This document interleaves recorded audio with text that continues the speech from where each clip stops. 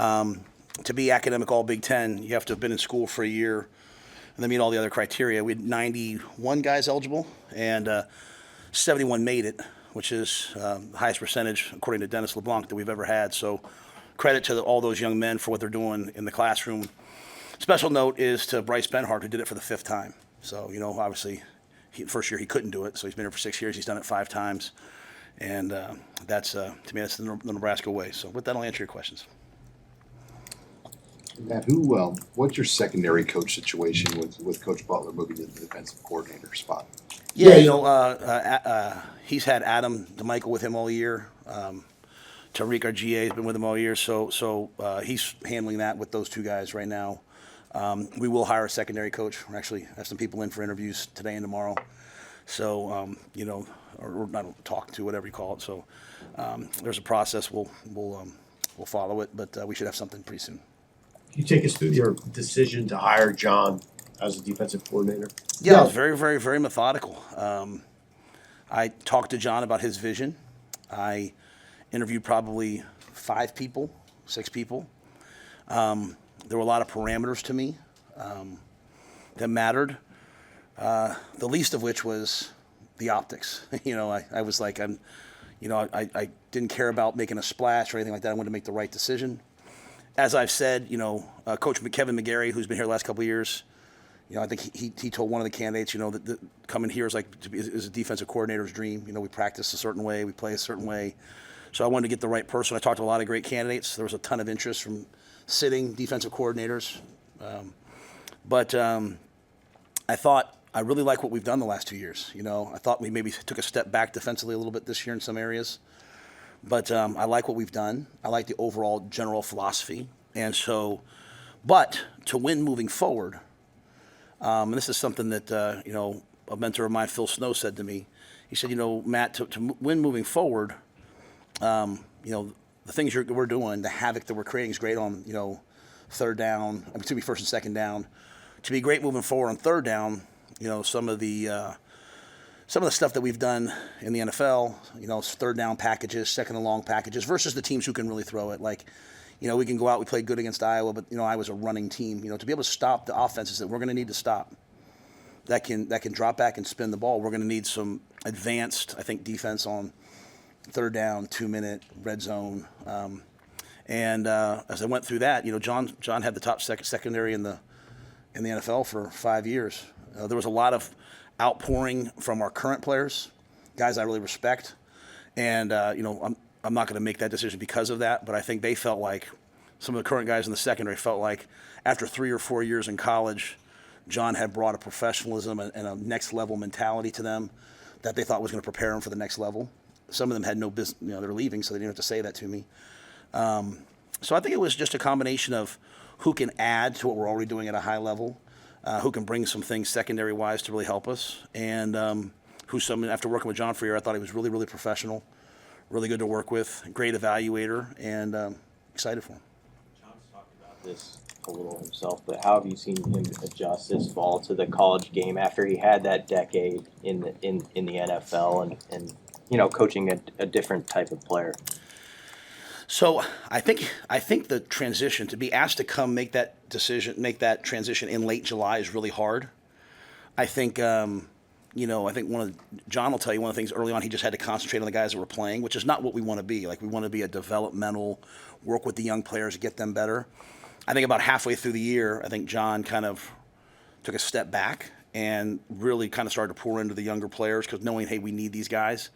But to ask someone to come in and learn a different system, Tony White's system in July is really difficult. And so I think he had to just kind of concentrate on the gifts and the Deshaun's. And I think Deshaun played his best ball this year, So, but when I sat there and looked at the second bye week and I looked at bowl practice, I looked at what like Donovan Jones is doing and Braylon Prude and Caleb Benning and Amari Sanders and Larry Tarver and all these young players, Mario Buford. And what I've seen them really make some jumps, like some real jumps. And so might have not been the trajectory was going early on, but I think a lot of that was just difficult. And then I think they've really made that. But, we're going to hire a secondary coach who's in alignment with John. I think the biggest thing is his ability to game plan opponents, the way he sees it. Again, I think we've done a lot of good things in 2 years. I think some areas, though, like red zone defense, some of the things on third down, are opportunities for us to get better. And I think a lot of that will come down to coverage and more advanced coverage and blitz packages. How do you envision Phil Snow's role on this staff? Well, he's not officially hired, so I can't really talk about him. What I will say is if I did hire someone in a sort of like a elder statesman role, like some of the, I talked to a Hall of Fame coach, and he talked to me about having someone like that. And John's been a coordinator before. John needs no help. I don't believe that. But I do think in today's college football, when you're like looking around, this job as a head coach is a juggernaut. There's way more to do here than I had to do in the NFL.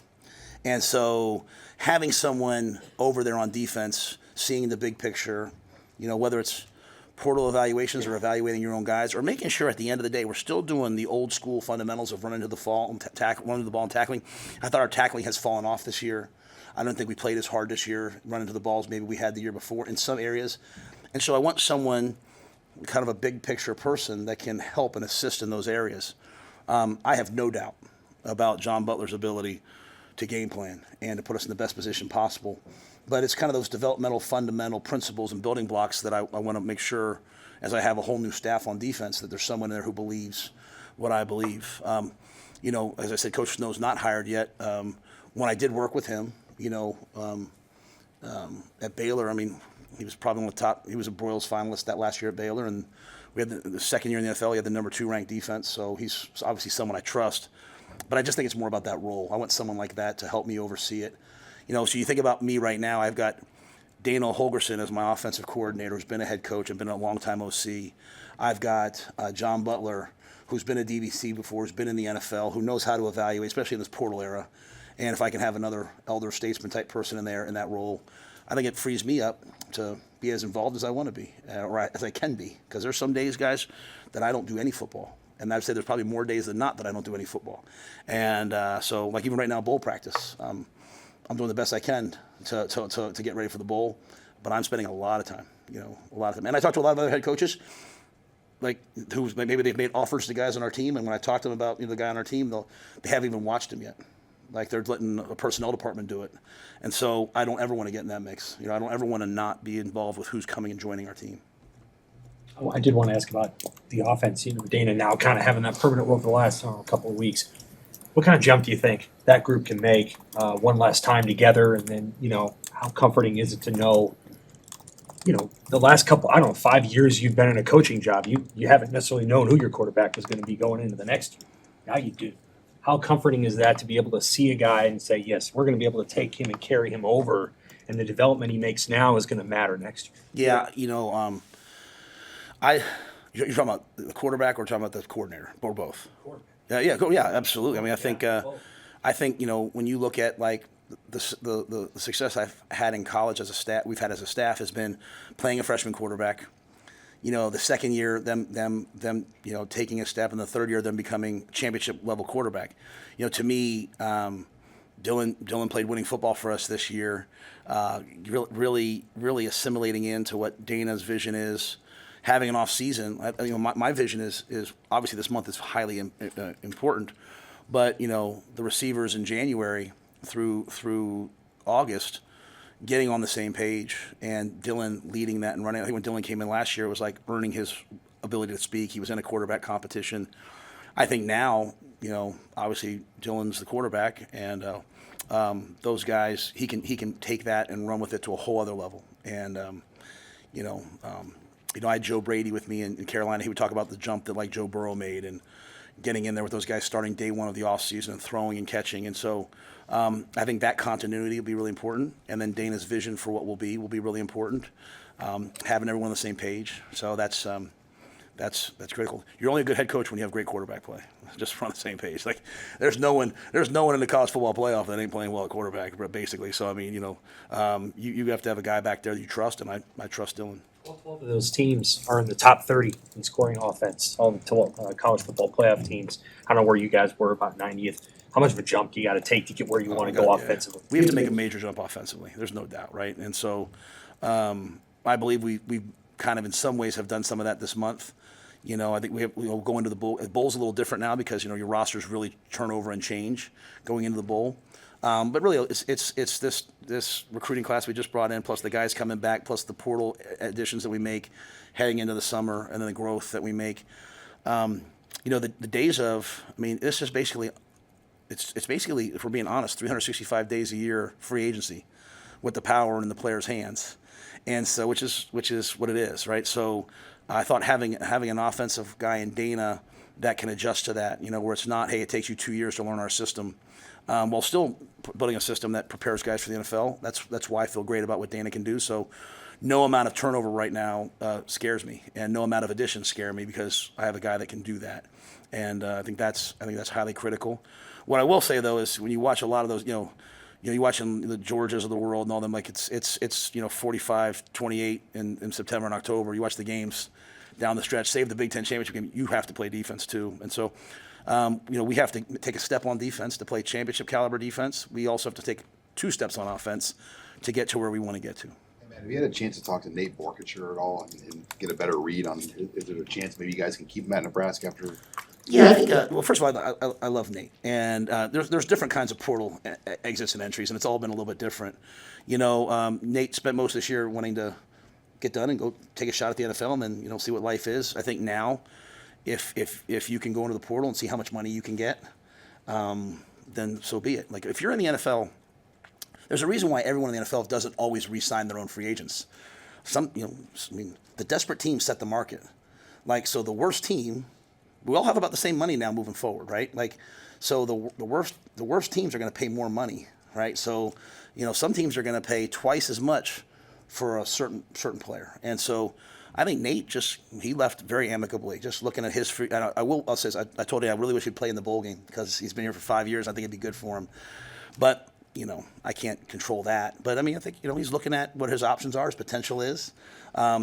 We see great value in Nate. Since Dana's gotten here, he's really, really, really seen a lot in Luke Lindenmeyer, and we've used him a lot. We've seen a lot in Nate. We think Carter Nelson's going to grow into one of the best tight ends. We think Heinrich is going to be a great tight end prospect, and we have some young guys that we like. And so Nate he's done everything the right way. Could he come back? Absolutely. Absolutely. Those days of if you go in the portal, you're not coming. They're over, right? But some guys want to go in there and see what their options are. Some who go in can't come back.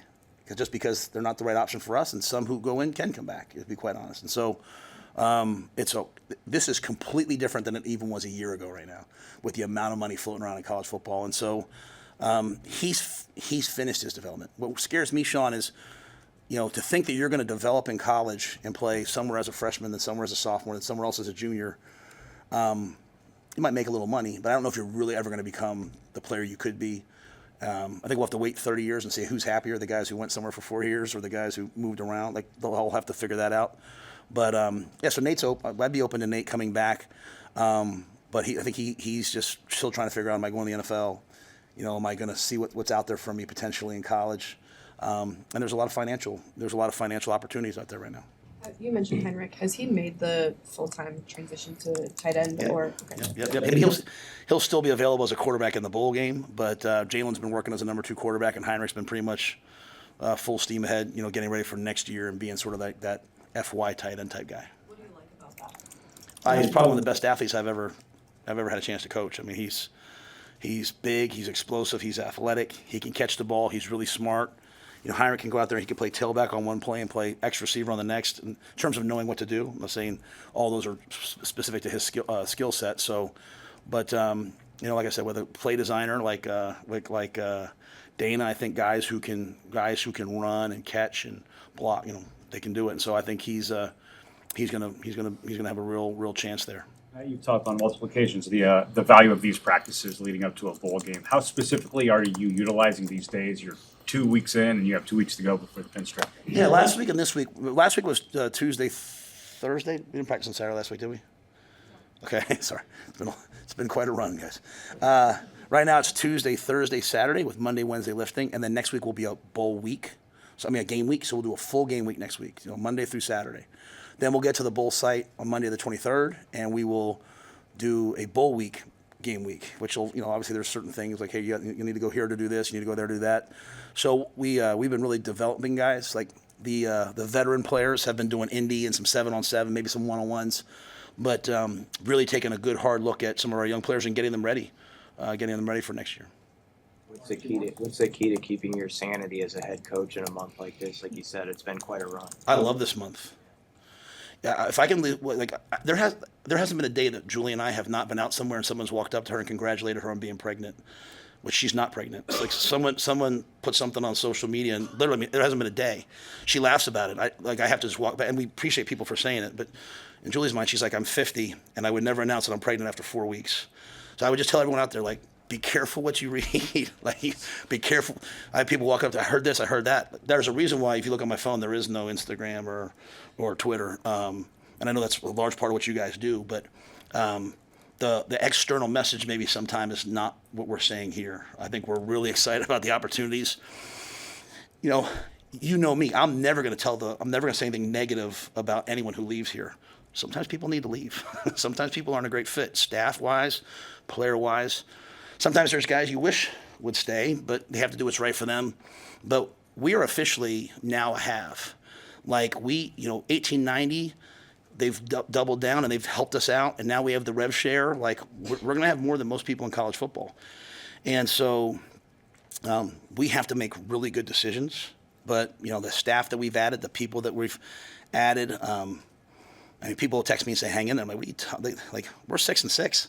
Like this is we're 6-6, so we got to get better. So I've really I'm be honest with you, I've really enjoyed it. Now, there's an emotional component of me that loves everyone I coach, and sometimes I worry about some guys making bad decisions. But I knew this was going to be really hard, just getting from 150 down to where we are and still adding the talent that we need to win. And so I see this as great opportunity, and this is a time that we need. So if I had one message, it would just be like, be careful what you hear, be careful what you listen to, be careful what you read. There's usually an agenda. A lot of people make money off of the chaos around Nebraska football. And there's things out there and I feel sometimes bad because I think sometimes you guys think I'm lying to you. Like there was a report that I had fired Garrett. I didn't fire Garrett. And then, honestly, the night before signing day, Garrett said, hey, my dad offered me a job. I haven't taken it yet. And, I called every recruit and said, hey, chance Garrett might leave. But I didn't know it till that night. So, but I love Garrett. He did a great job for us. He recruited Ja'Cory. He recruited Cortez. He recruited some great players for us.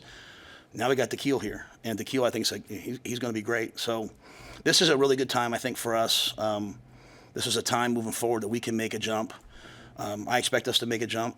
And the guys that are out there working.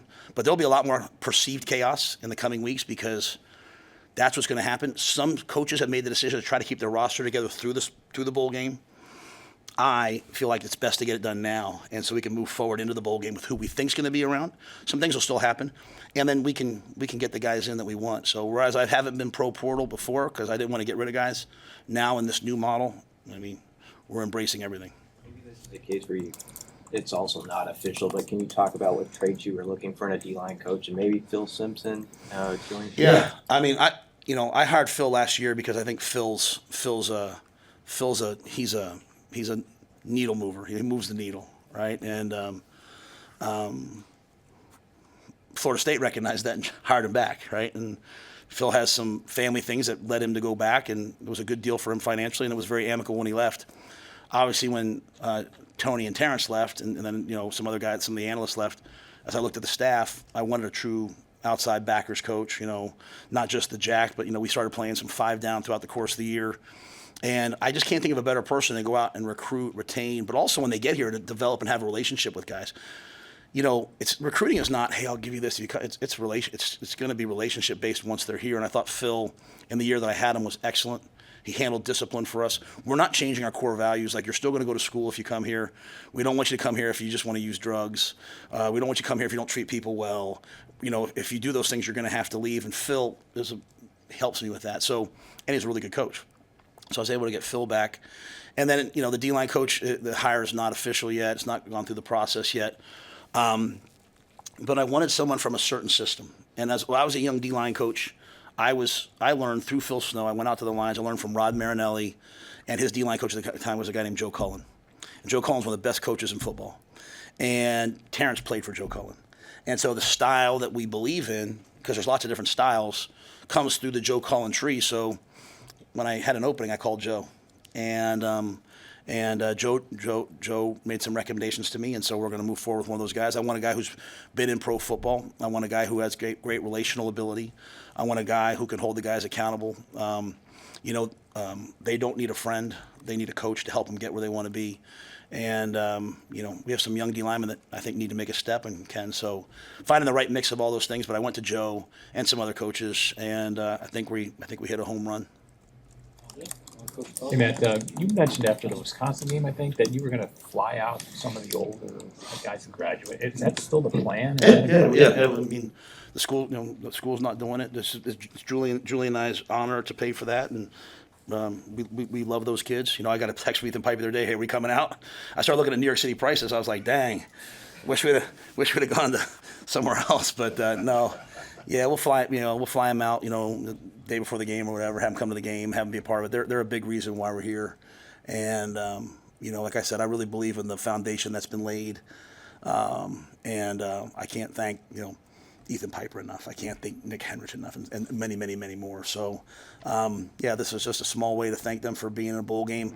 I'm a big believer in gratitude, whereas, sometimes you'll hear like, well, I want to go to a bowl game, but it has to be this one. I want to play one more. I want to play one more month with our guys. I'm just grateful, and so I'm grateful for those players. I want them to be there,